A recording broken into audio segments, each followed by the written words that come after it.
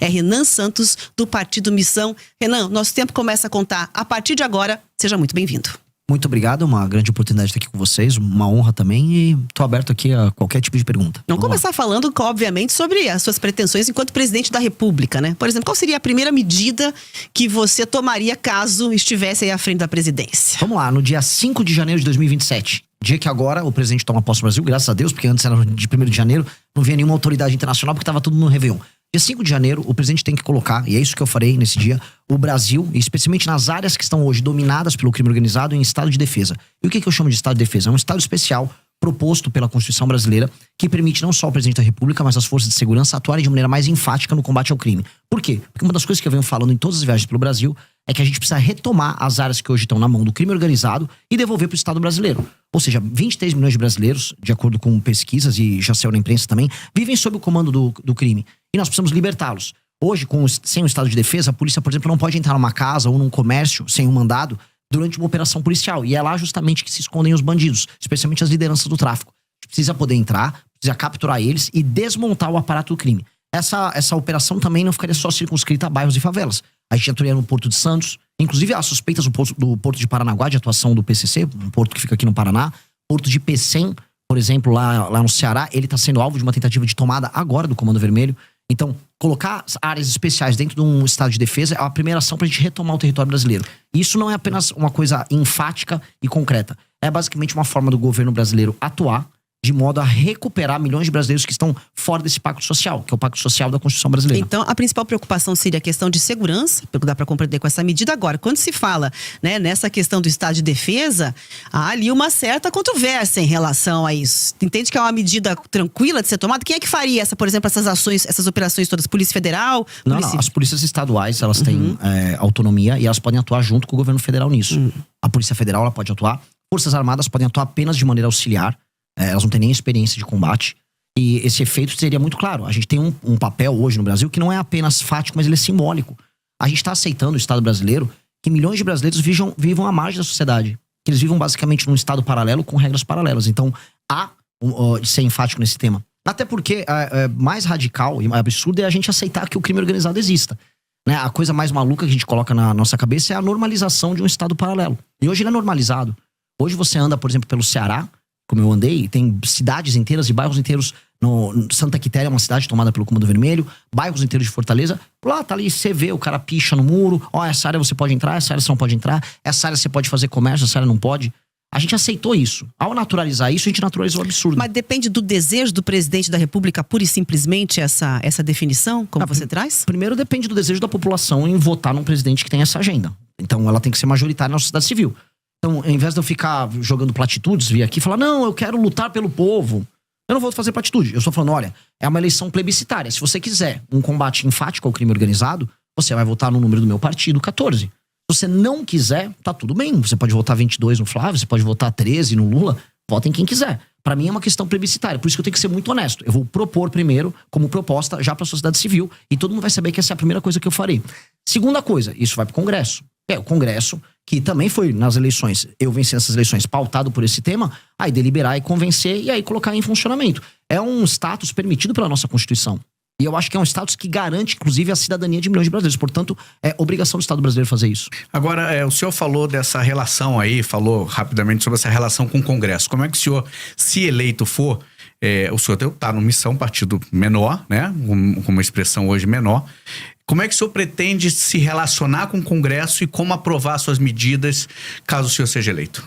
Essa é a pergunta que eu mais ouço em todos os lugares. E eu fico feliz de ouvir esse tipo de pergunta, porque é uma pergunta que já está consonante ao universo das propostas. Ou seja, como é que você vai fazer significa que eu tenho algo para fazer. E isso me anima. E realmente, todas as rádios eu ouço, todas as perguntas vão nessa linha, porque são medidas enfáticas. Pois bem, se eu ganhei a eleição para presidente da República, isso pressupõe que eu pautei daqui até outubro o tema político. Eu saí de 3%, 4% nas pesquisas e eu fui para mais de 50%.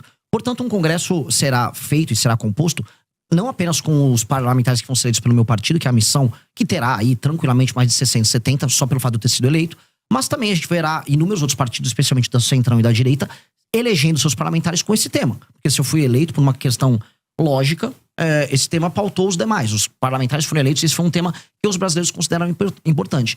Então eu acho difícil, especialmente nos primeiros 6 meses de mandato, quando há uma espécie de um beneplácito, há uma boa vontade do Congresso para com o presidente da República, algumas medidas enfáticas que estiveram em campanha não serem votadas. Depois, eu não teria medo de fazer composição com alguns partidos. O critério seria, este é o meu programa, este é o programa que foi eleito, quer participar do programa? Deputado do Ceará, ou bancada do Ceará, vocês querem participar comigo da retomada do território do Ceará? Querem usufruir do lucro político, não lucro financeiro dessa operação?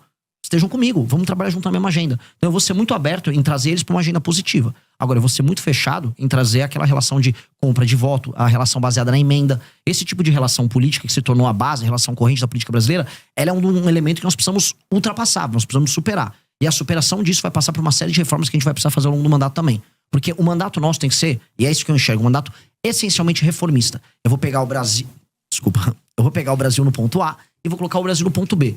E esse ponto B significa um Brasil que não tem mais crime organizado, que as leis penais, leis de processo penal vão se alterar, que a questão fiscal, ou seja, a questão econômica, reformas que mexam na forma como o governo gasta o dinheiro dele, que termina cobrando imposto caro das pessoas, seja resolvida, numa relação justa do Pacto Federativo, ou seja, vocês aqui no Paraná pagam imposto demais, mandam dinheiro demais pro governo, mas recebem de menos. Enquanto tem prefeito no Piauí não fazendo nada com esse dinheiro que eles recebem.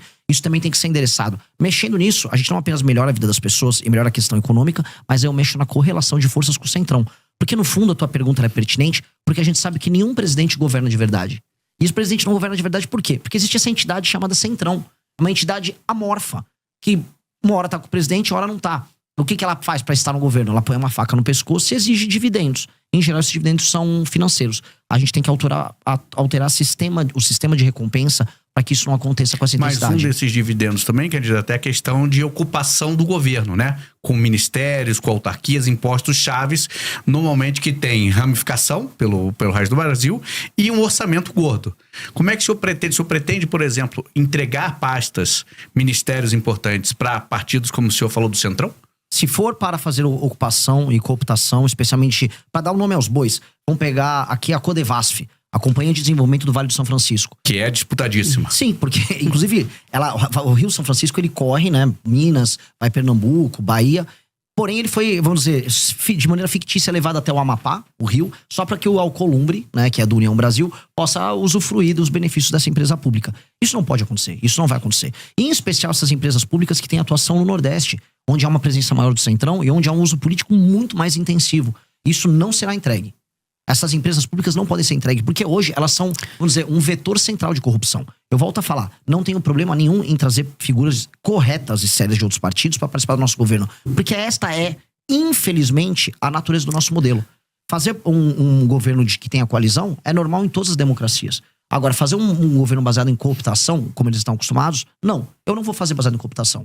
E eu creio que é possível fazer isso. Eu creio que é possível você obter dividendos políticos, ou seja, um lucro político, ou seja, através das vitórias políticas de um governo, e não obter dividendos financeiros, que é o que esses caras querem. E a gente tem que, aí, o cara quer obter dividendo financeiro, eu vou atuar junto com a Polícia Federal para todo mundo que estiver desviando emenda. Eu vou conversar com o Supremo Tribunal Federal, que tem inclusive investigações em curso, e nós vamos colaborar para que as emendas sejam investigadas. Porque não pode existir um governo que se baseia na compra e cooptação dos parlamentares. A gente está falando agora de emendas só das obrigatórias, mais de 60 bilhões nesse orçamento anual. E o senhor pretende mexer nesse vespeiro das emendas? Precisa. Como? Porque hoje o Congresso cooptou o orçamento do governo, né? Como é que o senhor pretende, qual que é a proposta que o senhor vai levar eleito para os congressistas com relação à emenda, que é uma moeda cara, custosa aos parlamentares? Se vocês me permitirem, eu puder estender um pouquinho mais nesse tema. Esse tema é muito importante. É um dos temas centrais para mim. Por que existe a emenda e por que ela funciona? A emenda é hoje a razão de ser de um deputado federal no Brasil. Os partidos políticos elegem deputados porque os deputados enviam para o partido político tempo de TV, fundo partidário e fundo eleitoral. Essa é a lógica. Portanto, o partido fica rico conquanto ele eleja esse número grande de deputados. E o que o deputado faz quando está lá? A maior parte. Ele manda emenda para sua base, para inúmeros prefeitos que tocam essas emendas. O que eu chamo de tocar emenda? Ele rouba um pedaço, ele desvia para comprar voto na próxima eleição, trabalha com a cooptação de base usando esse recurso. Esses prefeitos não entregam recursos para pessoas e não trabalham para melhorar a vida das pessoas. Segurança, educação, saúde, saneamento básico. Mas ele, no fim do dia, reelege aquele deputado. É um ciclo. Esse ciclo, que é o ciclo que faz com que o deputado dependa da emenda, esse ciclo precisa ser cortado. E o que nós vamos fazer, que faz parte da nossa grande reforma administrativa? Nós vamos dar o poder para os prefeitos. E como? O fundo partidário e o fundo eleitoral serão determinados pelo desempenho objetivo dos prefeitos com indicadores. E quais são esses indicadores? Melhoria, por exemplo, na cobertura de saneamento básico. Um município que tem 10% de saneamento básico foi para 20%, ou seja, fez linha de esgoto, tal, começou a atender essa área, ele ganha um ponto. Melhorou o desempenho no SAEB do município, ele ganha mais 2 ou 3 pontos. Ele soma esses pontos, pondera pelo tamanho da cidade, aí o partido recebe o fundo partidário, o fundo eleitoral de maneira equilibrada, dada a proporção no município. E, se ele cumpre isso, também ele está autorizado a receber emendas. A emenda só vai para o prefeito que entrega. O prefeito que não entrega, não tem emenda. E o que acontece? Isso acaba com a necessidade e a energia que o deputado federal tem em mandar a emenda para o lugar que não funciona para desviar esse dinheiro. Então, nós podemos muito bem transformar a emenda num sistema de incentivo a bons prefeitos. E aí eu empodero o prefeito, que é quem precisa ser empoderado, e eu tiro o poder do deputado nesse sentido. E aqui você tem uma tensão, essa tensão já existe. A frente dos prefeitos e a turma dos deputados vivem em conflito. E aí eu empodero o poder executivo, que é quem entrega as coisas para as pessoas nos municípios, e eu tiro esse jogo absurdo que tem na mão dos deputados federais, que é um problema. E hoje ainda mais um elemento. O STF está indo para cima das lideranças partidárias que estão usando a emenda do orçamento secreto para comprar voto, para fazer desvio, estão ficando multimilionários. Há uma tensão ali, e essa tensão faz com que as principais lideranças do Centrão hoje estejam com muito medo. Eu vou pegar um governo em que esses caras vão estar com medo. Então aí é o momento da gente negociar. É o momento de baixa deles. Eu já ia perguntar 2 questões sobre isso para entrar na conversa. Primeiro, como é que vai combinar com os russos? Como é que vai combinar aí para não ter, né, digamos assim, uma devolutiva? A gente já viu como é que fica a questão de um governo que não tem viabilidade dentro do Congresso para gerir. E segundo, toda a emenda parlamentar é ruim? Nem toda emenda parlamentar é ruim. A emenda que é obrigatória e que ela é cumprida de maneira transparente, ela pode entregar um papel. Agora, a emenda do orçamento secreto, ela é ruim. A emenda do orçamento secreto, assim, nada que precisa necessariamente ser secreto vai ser bom. Tanto que as entregas do orçamento secreto são sempre meio secretas também. O cara nunca divulga exatamente. E aí você vai procurar, você encontra empresas de familiares de parlamentares, empresas de familiares dos prefeitos. Empresas fantasmas. E empresas fantasmas de toda sorte. Mas não há um risco, por exemplo, dessa questão da governabilidade, o Congresso dar uma resposta em relação a isso? Porque até agora não mostraram interesse nenhum, tanto na transparência quanto na questão de abrir mão dessas emendas. Ao contrário, só aumentam. Mas aí você vai precisar de um presidente da República que não tenha rabo preso com ninguém, que tenha força e capital político, e que vai gastar o seu capital político fazendo essa medida, que é uma medida não de governo, é uma medida de Estado. Essa é uma medida que altera o Brasil. Eu vou te dar um exemplo simples. Houve um presidente da República que já atendeu, vamos dizer, que já atacou o interesse do Centrão uma vez, de uma maneira muito clara, que colocava prefeito do Centrão na cadeia. Foi o Fernando Henrique Cardoso passando a lei de responsabilidade fiscal. Ora, o Fernando Henrique Cardoso conseguiu isso nos anos 90. Nós podemos conseguir isso também. Ou seja, se eu ganho a eleição presidencial e eu vou pra cima do enfrentamento ao crime organizado, a gente pode ver que tanto com o Bukele, o próprio Milei teve um pouco desse efeito, você ganha popularidade, você ganha capital político. A questão é, o que o presidente da República faz com o capital político que ele acumula? Alguns ficam, não, vou manter o tempo todo, que eu tenho que pensar na próxima eleição de prefeito. Se eu acumular esse capital político de popularidade e de respeitabilidade, eu vou gastar ele todo fazendo uma reforma que altera a dinâmica da política do Brasil. Porque isso vai impactar na qualidade das prefeituras, para a vida das pessoas nas cidades serem melhores, e vai mexer no sistema político para que o Centrão perca parte desse poder. Isso precisa ser feito. E eu vou ter apoio de inúmeros partidos. Veja, mesmo alguns partidos do Centrão vão preferir o meu modelo. Nem todo mundo no Centrão quer operar com esse modelo. Prefere um modelo, por exemplo, mais municipalista. Eu tenho certeza que se eu conversar com o Kassab, que é do PSD, ele vai preferir esse modelo. Então não é todo o Centrão que quer viver disso. Isso aqui é um modelo que o baixo clero do Congresso adotou, que é a forma que permite que um deputado, em geral, semi-analfabeto, burro, pouco comprometido com o funcionamento da cidade dele, desvie grana, põe um dinheiro no bolso e se reeleja com a compra de voto. Ou seja, o Brasil está sendo tomado por parlamentares e administrado por parlamentares absolutamente corruptos. São eles que não deixam o Brasil andar. E são eles que a gente vai combater. Então, mesmo dentro do parlamento, há quem seja contra. E nos prefeitos na sociedade civil, isso é facilmente, vamos dizer, isso é fácil de explicar e eu vou conseguir convencer. E eu vou gastar meu capital político com isso.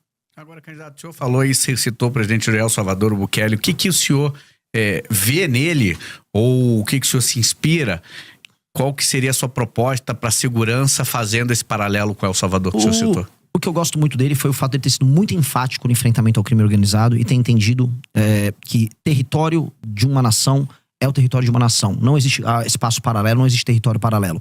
O Bukele, ele fez isso, ele pegou uma das nações que eram mais inseguras das Américas e transformou naquela que é hoje, em termos estatísticos, falando de homicídio, a nação mais segura das Américas. Mas há também denúncias de abusos lá, né?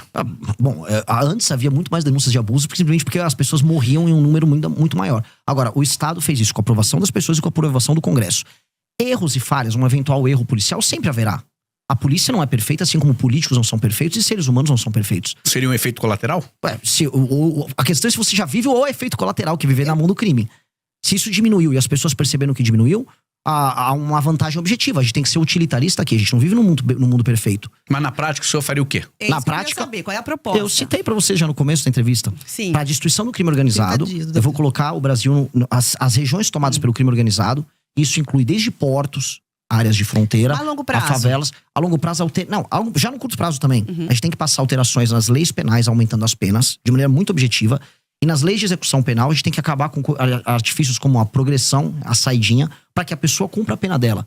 Porque o que a gente precisa fazer é alterar o sistema de incentivos que nós temos para que o bandido continue cometendo crime. O que está demonstrado? É quase aquele princípio Pareto. Poucos bandidos cometem a maior parte dos crimes. Eles são sempre reincidentes. A gente tem que combater a reincidência. Então, se a gente aumenta a pena muito e evita a progressão, aquela pessoa que comete um crime, ela na prática ela vai ficar mais tempo na cadeia e ela, antes de tudo, vai ter medo de cometer esse crime para não passar a vida inteira dela lá. E o reincidente, que é o maior problemático, bom, esse aí só sendo muito idiota em continuar cometendo crime. Haverá sempre um reincidente idiota, porque as pessoas, por vezes, são idiotas, cometem crimes baseados em impulso, e esse cara vai ter que ser parado. Então, a polícia tem que ter meios de ação, as leis têm que evitar a progressão, e com base nisso a gente vai conseguir reduzir muito, não apenas o número de homicídios, porque a gente tem números de guerra de homicídios no Brasil. Mas tem 22 mortos a cada 100 mil habitantes. A Ucrânia vive de 4 a 5 a cada 100 mil habitantes em guerra. A gente tem que jogar o Brasil no mínimo para 4 a 5, pra gente ficar no status de guerra na Ucrânia. E o número de assaltos e roubos tem que cair vertiginosamente. Outra coisa, existe muita violência contra a mulher, e isso está demonstrado. Não só violência em casa, uma violência na rua. Foi entendida a mulher como uma pessoa que tá num status mais frágil para receber um homem que vai botar uma arma, ela entrega as coisas. Os crimes de natureza sexual estão aumentando com relação às mulheres, e a sociedade está ficando escandalizada com isso. É uma sensação de segurança geral. Então isso precisa ser dado de volta para as pessoas. Nominalmente, a gente tem o direito de ir e vir. Agora, eu duvido que minha irmã sinta que ela tem o direito de ir e vir na sociedade brasileira. O direito de ir e vir de uma mulher brasileira, ele é mitigado, ele é reduzido. O direito de vir uma pessoa que só quer andar com o celular dela no meio da rua e trabalhar, porque isso aqui é um instrumento de trabalho e não um objeto de luxo, também tá dirimido. Então, eu tenho que dar à pessoa de volta os direitos fundamentais. Isso é um direito de garantia fundamental. E, em grande medida, é isso que o Bukele ele garantiu para as pessoas de El Salvador. Por que ele teve uma votação tão alta? De maneira muito clara. Porque as pessoas sentiram que elas recuperaram direitos fundamentais. O direito de ir e vir faz parte do princípio da liberdade. A liberdade de vir, a liberdade de expressão. E ela foi entregue para essas pessoas. E isso, para as pessoas dão um valor muito grande. Então, o brasileiro precisa ser devolvido o seu direito de ir e vir. Agora, como é que o senhor pretende, por exemplo, combater o feminicídio que o senhor está citando aí, que tem uma natureza de crime de dentro de casa, da pessoa próxima, de um marido, de um ex-marido, de um namorado?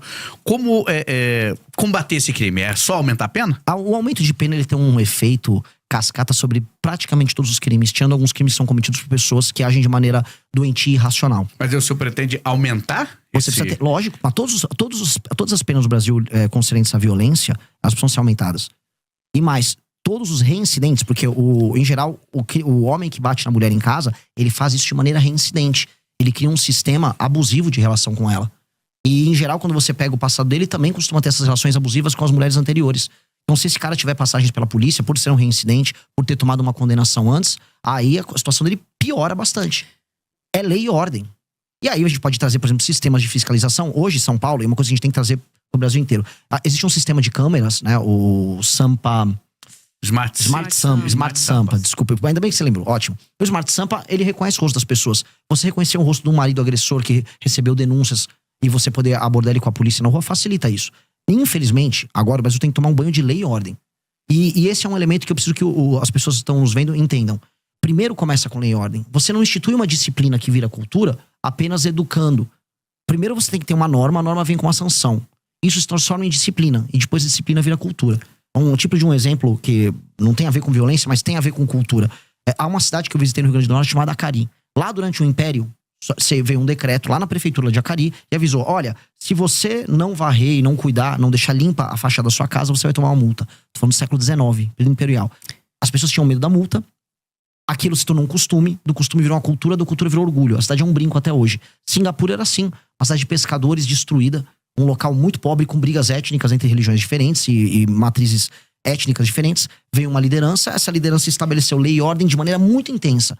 Da lei e ordem veio a cultura, e da cultura veio uma grande nação. A gente vai ter que começar, a meu ver, com lei e ordem. Precisa ser com lei e ordem. Candidato, seguinte, está se aproximando aqui dos 10 minutos finais. Eu quero falar sobre economia, acho que é um tema importantíssimo de ouvir o que você pensa, o que o senhor pensa aí para a economia na presidência do país. Vamos lá. O Brasil é um país que ele é extremamente injusto para com quem trabalha e produz. Se você tá nos ouvindo agora e tá indo pro trabalho, tá rodando de Uber, tá fazendo uma entrega, tá em casa produzindo alguma coisa pra mandar pra fora, muita dona de casa faz isso. Você entende que você trabalha, você fica uma parte pequena do fruto do seu trabalho. E mais, você se sente injustiçado porque você vê uma massa cada vez maior de pessoas que recebem benefícios e você fala, poxa, às vezes eu sou pobre, tô ganhando pouco, uma pessoa tá recebendo um benefício sem merecer. Ou um juiz tá ganhando um penduricalho gigantesco, tirando 200 mil reais por mês. Ou eu vejo uma grande empresa recebendo benefício fiscal e aí acaba nem entregando o serviço. Você fala assim, pô, o que tá acontecendo? Eu estou sendo um otário. E sim, se a gente olhar na letra fria da lei, o brasileiro comum que trabalha e produz é um otário. E isso tem que ser invertido. A nação brasileira tem que ser amiga de quem trabalha e produz. E isso tem que ser alterado urgentemente. Isso funciona desde o Pacto Federativo, que pune estados que trabalham e produzem, que pagam mais impostos, tá, até o cidadão pequeno, que é um entregador. As pessoas mais pobres pagam mais impostos. E onde eu vou começar? Eu e o nosso deputado federal do Partido Missão, Kim Kataguiri, a gente já protocolou uma PEC que faz a grande reforma fiscal brasileira, que mexe desde renúncias fiscais fraudulentas que existem no Brasil, até super salários, até penduricalhos do judiciário, até aposentadorias exageradas de militares e membros também do judiciário, mexe também em emendas parlamentares, ou seja, ela vai mexer em inúmeros temas, inclua aí, até peço, inclusive eu faço um desafio para os próximos pré-candidatos, porque eu falo aqui, tem que ter uma outra reforma da Previdência, haverá e vai precisar ser feito, a nossa já inclui, e eu quero ver os outros falarem, porque se não falar e ficar escondendo na campanha desonestidade, também deixo esse desafio, porque não vai poder continuar mantendo o BPC, que é o benefício de prestação continuada, da forma como tá, crescendo como tá, vai estourar as contas públicas, a gente vai precisar normatizar isso, existem muitas fraudes envolvendo isso, e com isso eu preciso achar 200 a 300 bilhões de corte de gasto no orçamento. Aí a pessoa, pô, o que isso resolve? Primeira coisa que resolve, a curva de dívida do Brasil diminui, isso é muito importante, e aí eu vou poder baixar os juros. E aí as pessoas vão começar a ver que o dinheiro delas vale mais. As pessoas vão poder pegar empréstimos, as pessoas vão poder fazer financiamento, as empresas vão poder se financiar. E ao regular isso, aí a gente começa a ter espaço para investir, com marcos regulatórios que eu vou incluir junto, ligados a aumento de competitividade, maior liberdade laboral, maior investimento em infraestrutura, especialmente infraestrutura de estradas e rodagens. O caso de vocês no Paraná é o mais bizarro, é um dos estados mais ricos do Brasil e as estradas são horrorosas. Eu quase morri vindo de Cascavel para Ponta Grossa. É meio assustador um negócio desse, porque eu não estou falando, eu não estava na Paraíba, eu não estava no interior do Maranhão, eu estava no Paraná, um lugar que paga a conta do Brasil. E, pois bem, no Paraná as estradas são piores que as estradas do Ceará. Eu vi isso, e isso é absolutamente ridículo. Então, como resolver isso? Fazer essa economia que eu falei, e aí vai sobrar dinheiro para investir em energia e investir em estrada, que é basicamente infraestrutura para o Brasil. Com essa infraestrutura aumentada, o custo do Brasil diminui, o dinheiro diminui, o custo do dinheiro, porque eu vou ter baixado os juros. E com base nisso, a economia brasileira passa a ficar bem mais competitiva. Especialmente nesses setores agora, eu olho aqui Centro-Sul, onde a gente mora, eu sou de São Paulo, vocês são aqui do Paraná, não precisa de grandes projetos governamentais. O governo pode atuar em uma ou outra área. Aqui a gente pode trazer data center pro Paraná por conta de Itaipu, não seria um problema. Agora lá no Nordeste, que é uma região que está muito empobrecida, a boa parte das pessoas vivem de auxílios, aí o governo vai ter que atuar, fazer zonas econômicas especiais voltadas para exportação, especialmente de produtos industrializados, fazer como o Vietnã fez, a Índia fez, e a gente vai ter que olhar para lá, porque resolver o Nordeste, eu falo aqui para os paranaenses, eu resolver a questão da população do Nordeste trabalhar, significa menor migração para cá, menor pressão nos serviços públicos que vocês têm aqui, maior qualidade de vida e felicidade para as pessoas que vivem lá. Eu vi aquelas pessoas, são pessoas trabalhadoras no Nordeste, eu conversei com elas, querem o emprego delas lá. O cara não quer ter que sair do Maranhão para vir trabalhar em Curitiba, ou trabalhar em Florianópolis, ou trabalhar em Goiás, longe da família dele, comendo uma comida diferente, às vezes morando numa favela. Ele quer ter o trabalho lá, e dá para ter o trabalho lá. Então nós vamos trabalhar fortemente, parceria com a agricultura brasileira, parceria com empresas públicas como a Embrapa, para fazer a construção de um complexo no Nordeste. Agora o senhor citou aqui rapidamente reforma do Código Penal, reforma da Previdência, reforma administrativa, reforma política, reforma até na questão eleitoral de fundo partidário. E a do Judiciário, o senhor acha que é necessário o senhor candidato eleito? O que o senhor faria? Os privilégios do Judiciário, tô falando, assim, vamos começar pelos privilégios dos penduricalhos. Essa reforma nossa já endereça. Ela já tá lá, a gente vai ter que mexer nesses privilégios, que eles são ilegais. A gente vai ter que atestar a ilegalidade e cortar a ilegalidade. É que, né, quem vigia o vigilante, né? O vigilante é o judiciário e ele não quer ser vigiado por ninguém, porque ele mesmo faz os próprios privilégios. Nós vamos ter que usar o Poder Executivo com um projeto bem claro para coibir isso, acabar os penduricários. Agora, quando eu vou falar de outro tipo de abuso, o abuso do STF, do Supremo Tribunal Federal, aí eu preciso ser muito claro. A gente vai precisar tomar medidas que alterem a dinâmica atual. Por exemplo, a gente tem que acabar com essa farra das decisões monocráticas. 83% das decisões são monocráticas. Outra farra que tem que acabar é a farra dos escritórios de advocacia ligados a ministro do Supremo. Mas isso não vai competir, por exemplo, vai ficar, desculpa, até a competência do Congresso? Vai ser feito pela presidência? Mas o presidente, junto com a sua bancada, podem fazer isso. O governo federal pode atuar junto com o Congresso para projetos que podem ser de iniciativa tanto do Congresso quanto da presidência da República. E aí, o presidente da República tem que botar sua força política nesse projeto. Sua força de convencimento. Outra força de convencimento que ele precisa ter. Nós precisamos ter um foro, o tal do foro privilegiado que hoje é o STF, deixou de ser uma ferramenta da democracia. Pra galera entender, ele foi desenhado lá no final da ditadura, pro começo da redemocratização, como um instrumento que protegeria os deputados de uma perseguição que eles poderiam ter de juízes nos seus estados. Dá até pra entender a necessidade do foro especial. Só que hoje ele é um instrumento que o STF tem o Senado, que é justamente quem pode fiscalizá-lo, na mão. Então a gente vai fazer diferente. Vamos criar um foro especial, um foro pequeno, sem contratar ninguém. Você seleciona via sorteio desembargadores, randomicamente dos estados, eles ficam 2 meses no mandato, e eles julgam as ações oriundas do mandato dos parlamentares. Rotativo, e um magistrado não pode julgar um parlamentar do seu próprio estado. Simples, retira do STF essa prerrogativa. Também a gente tem que fazer uma coisa no STF que é um absurdo. A gente tem que inserir uma coisa que tem nos Estados Unidos, que é o filtro de acesso. Ou seja, hoje todo mundo pode entrar com uma ação, uma DIN lá no STF, todo partido político, sindicatos, associações com presença nacional. Isso tem que ser cortado. Só ações de natureza constitucional podem parar lá e ser aceitas lá. Hoje no Brasil, o STF toca 8 mil ações, enquanto a Suprema Corte Americana só 50. Isso tem que ser alterado. A gente está chegando ao fim da entrevista, mas preciso perguntar da composição do seu ministério, se haverá redução. De forma bastante breve, já tem nomes para os ministérios. Faria que tipo de reforma falando, então, na questão ministerial? Haverá redução de ministérios, especialmente porque hoje o ministério é um instrumento de cooptação e de proteção jurídica. Você ganha, vamos dizer, foro especial sendo um ministro da República. Haverá redução.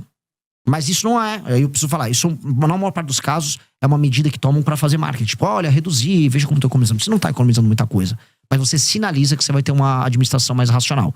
Uma coisa que eu vou fazer que economiza bastante em termos de máquina pública é inserir machine learning e inteligência artificial em boa parte do serviço público, especialmente na parte da saúde, instituindo o prontuário único. São medidas que racionalizam o gasto e melhoram muito a eficiência. Então isso vai ter um efeito muito legal, muito positivo.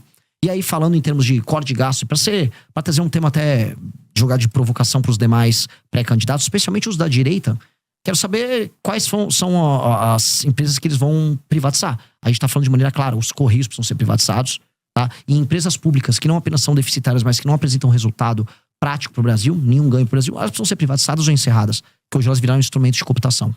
O senhor, pelo que eu entendi, deu aqui umas estocadas na esquerda, na direita, mas o senhor, para chegar à presidência, possivelmente vai ter que passar por um segundo turno. Aceita apoio de quem vier, da esquerda, da direita? Rejeita algum? Como é que vai ser seu posicionamento? Eu rejeito apoio de pessoas que sejam corruptas, até porque hoje no Brasil a coisa mais comum é você receber apoio. Mas a gente tem corrupção dos dois lados. Não, mas eu não estou fazendo distinção de lado. Até porque os escândalos de corrupção no Brasil, especialmente do Master, não tem lado. Tá todo mundo ali. Pois é. Por isso que eu tô muito tranquilo. Eu não tenho nada a ver com isso. E hoje a coisa mais comum é você nem precisar pedir apoio. Hoje os corruptores, eles batem na tua porta pra te comprar. Então eu vou ser muito cuidadoso nisso. Apoio político, quando sincero e honesto, não se rejeita. Independente de cor partidária. Depende de cor. Agora eu sei assim, a esquerda nunca vai me apoiar. E se ela vier me apoiar, eu tenho que desconfiar do que eu tô fazendo. Que eventualmente eu tô fazendo alguma coisa de errado. Dito isso, apoio sincero de pessoas honestas é bem-vindo. Nós precisamos criar uma aliança em todo o Brasil para tornar o Brasil um lugar melhor. E vai ser difícil. Tudo que eu falei aqui é necessário. E nada que eu falei aqui é radical. São coisas normais que nós precisamos fazer para tornar o nosso país um lugar melhor. Só que o normal que eu falei aqui, ele se torna difícil porque nós somos um país em que tudo é difícil. Eu estou disposto a colocar minha vida nisso. Eu vou dedicar os melhores anos da minha vida para me tornar o Brasil um país sério. E eu vou fazer isso com ou sem apoio das pessoas, donas da máquina partidária brasileira. Candidato, 1 minuto para falar com a nossa audiência. Qual câmera eu falo? Qual câmera? Aqui, é da frente. Essa aqui, ó. Meus queridos amigos, o Brasil, ele foi desenhado como um país injusto com você. E você talvez não tenha ideia do quanto você tá perdendo morando aqui. Talvez você não entenda que ao sair da sua casa para ir trabalhar, você tem que pegar um celular e você sabe que esse celular pode ser roubado a qualquer momento. Você sabe que ao entrar no seu carro vai ter provavelmente um insufilme pro bandido não ver as coisas que tem dentro do carro. Sua casa, se você mora numa casa, tem um muro. Se você mora num prédio, o prédio é murado e vai ter um porteiro. Talvez ambos tenham uma cerca elétrica. Sua esposa, sua filha tem medo de andar na rua porque elas podem ser alvo de todo tipo de ataque, desde o violento até um ataque de natureza sexual. E você vai e volta e tem o seu dia todo determinado pelo medo de ser roubado e acha talvez que seja natural. O que eu quero avisar é que nada disso é natural. Você pode viver num país que você é livre e que você tem que ter homens corajosos que não tenham rabo preso com ninguém, dispostos a tornar a tua vida melhor. E é isso que eu tô pra fazer. Não posso pedir teu voto nesse instante, mas eu posso pedir para que você me conheça. Não confie em mim nem nos demais. Apenas veja e analise pelos atos e pelas ações. E com base nisso, forme teu julgamento. Muito obrigado. Se você gostou desse vídeo, se inscreva no canal Voz Livre. Não se esqueça de ativar as notificações e deixar o like. Te vejo no próximo vídeo.